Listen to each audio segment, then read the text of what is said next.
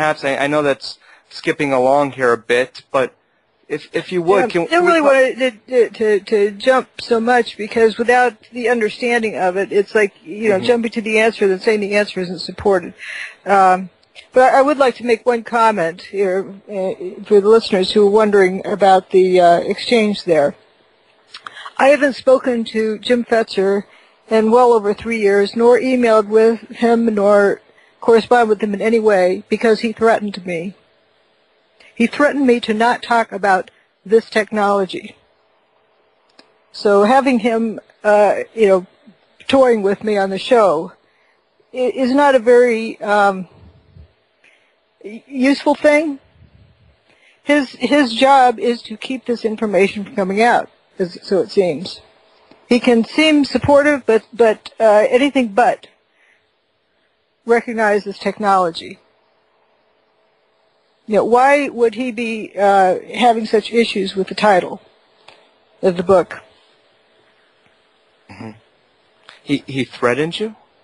Yes, he threatened me. Well, how did he threaten you? I could read it, but I don't have it handy here. I don't mean to get into this. I do want to go beyond this, because we don't need to get the infighting in the way of the evidence. I don't call this infighting. I call this, suppression, attempting to suppress. But it's, somebody who's threatening me to not talk about this technology then comes on your show. It's not good. Anyway, the technology is a reality. Jesse Ventura even understands it. I was just so much in admiration of him, because I get a lot of grief for standing up for the truth. I'm a scientist, and as a scientist, I follow the scientific method to scientific conclusions. So for non-scientists to be, try to twist things around it seems kind of ridiculous, for one thing.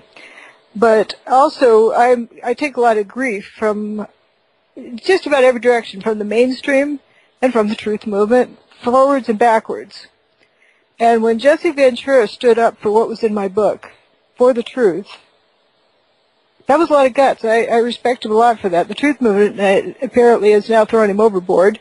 Yeah, there's all sorts of blogs. Yeah, we talked about that. Dr.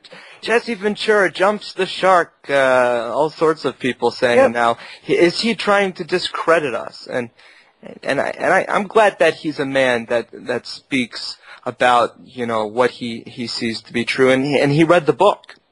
He very clearly read the book. He knew how to stand up for it, for what was in there, and knows what it means. Mm-hmm. Well, I'm glad that we aired that out, and I'm sorry about that awkward segment. If I had any idea, I wouldn't have continued to push the envelope. I was more interested in some of the talk about 9/11 and the different aspects.